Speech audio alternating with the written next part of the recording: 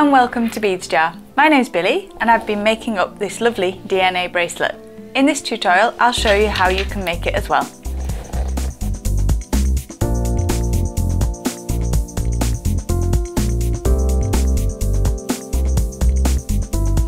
For our bracelet project we'll be using these hand-painted 18mm oval glass beads, size 8 Tohos with that gorgeous lustre effect, S-Lon thread, some Fevi Kwik glue and a pair of scissors.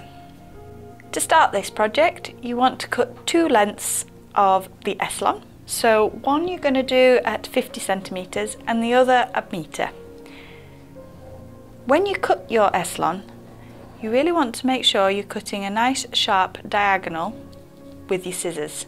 So cut a diagonal, and one of my top tips at this point, if you've got some clear nail varnish, is to dip the end in, run your fingers over, so on each end of your thread, and then let that dry. It'll just make it a lot easier, creating a sort of semi-permanent needle that makes your bead threading easier.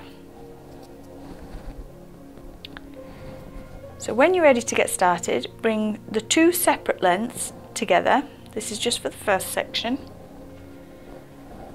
And we're going to start threading onto both strands. This is just for the beginning of the project, our Toho seed beads. So you're going to thread them on and we're going to work out how many we need. So if you want to start by threading 15, and then we'll see how many we're going to need for the loop for our oval for our fastening.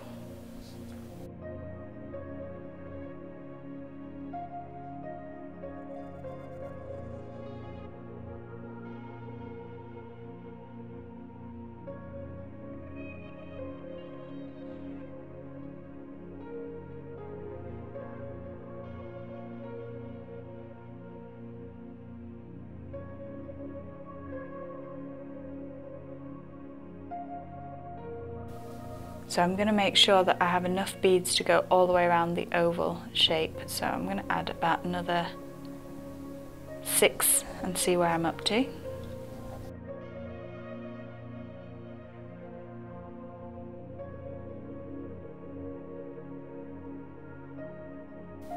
So that's a good size to go around my oval bead, which will be used as the fastener as well as throughout the project. So we have one thread which was longer and one that was shorter. So we're going to pull those through. So find your shorter one and make it evenly half. And your longer one also. So they're halved and pulled through.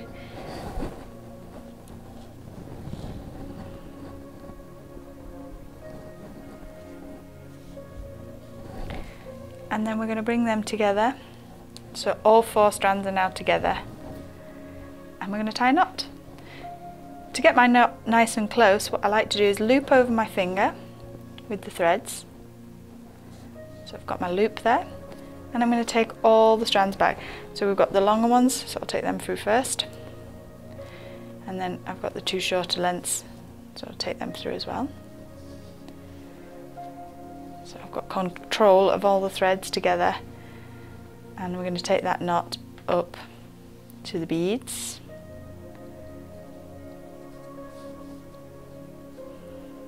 Like that. And I'm pushing against that knot because I want it to be nice and secure. Okay. Now one of my tips again on this, I'm going to put some sellotape over my beads just to hold that in place whilst I move on to the next section. So we just place some sellotape on that, and you need to separate your strands. So I'm going to find my 2 shorter lengths, and these are going to be my middle 2 strands. So I want to keep them 2 in the center here, and I've got my my right and my left thread. So I'm just going to move them to the side. And onto my double, the 2 in the middle, I'm going to thread my first oval bead. So both strands through the oval bead, and that's going to go up to the knot. And now we're going to add the seed beads onto the side. So we're going back to our Tohos, and I'm going to put 8.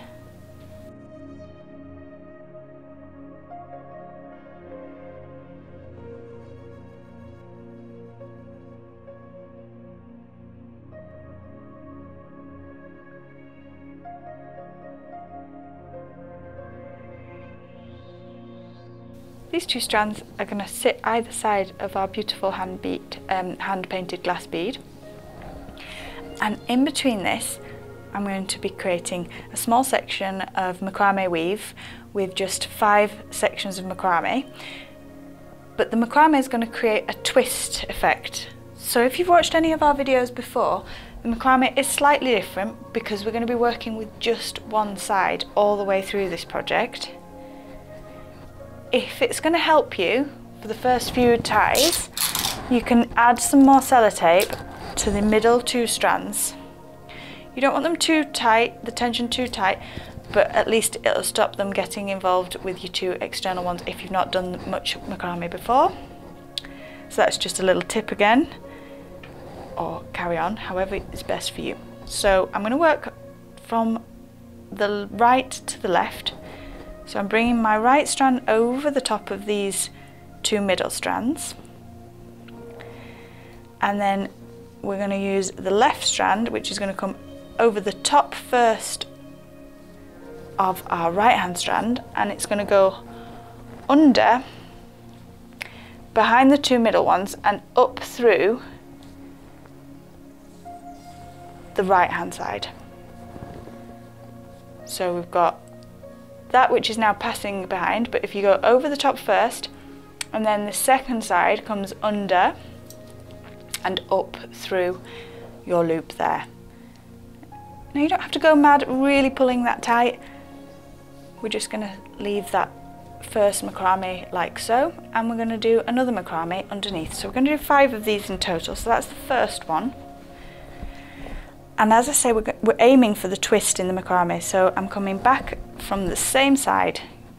Usually we would alternate, but we're not going to do that in this situation, for this pattern.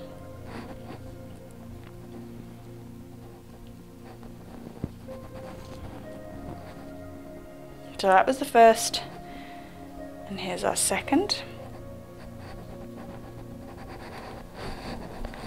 Again, starting right to left, and coming under, and up. So that's 3.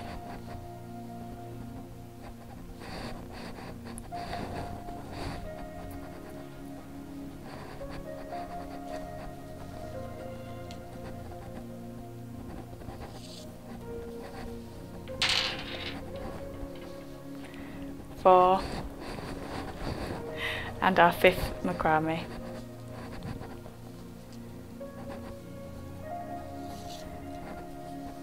And 5.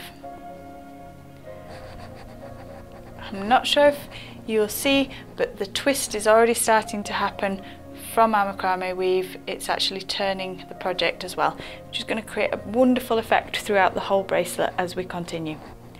So I'm going to remove my sellotape from the middle 2 strands and very simply add my next bead on.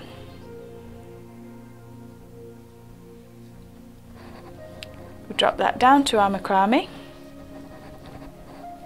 and add 8 beads to the side.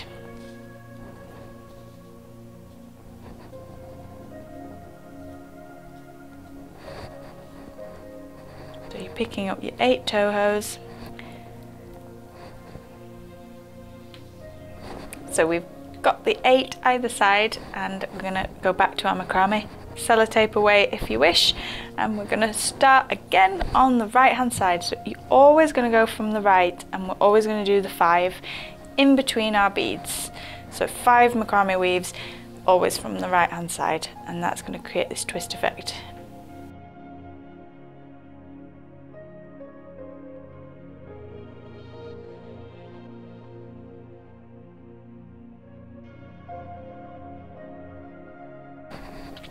This doesn't have to be a feminine bracelet. It can be more masculine if you want to choose slightly darker coloured beads or more neutral tone beads, because the effect is really impressive, almost like a DNA chain with the connections between it. So you can really go ahead and personalise it to what you're wanting.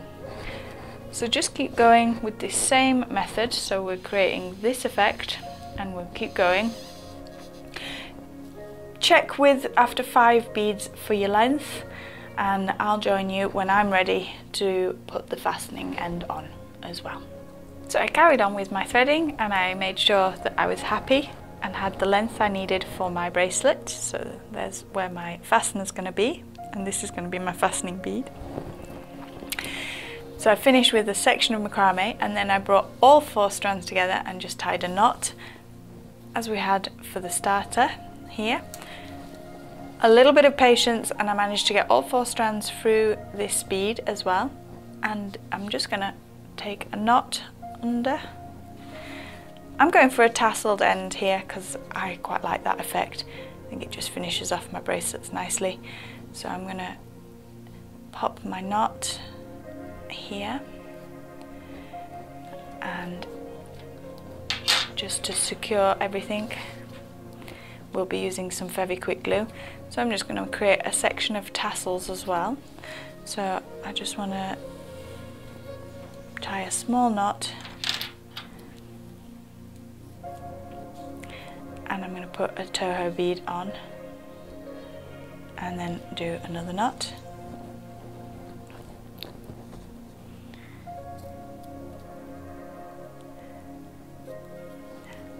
So I'm going to do that with all 4 strands,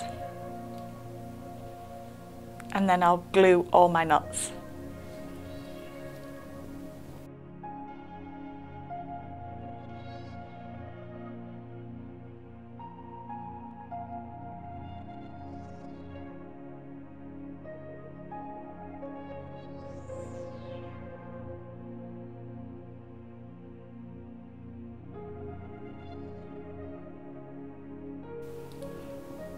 So there's all my knots done, and I'm just going to cut away the excess thread above them, leaving about 2mm maximum.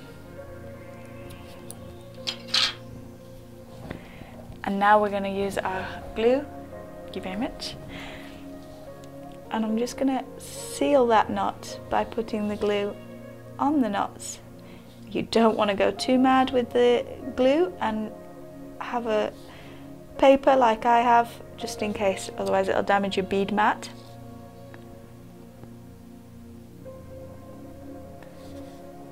So I've just popped the glue there, and that will secure the knots so that they don't come out. Give that a minute or 2 just to dry, and then all that will thread through our lovely loop here, and then you'll have finished your beautiful bracelet.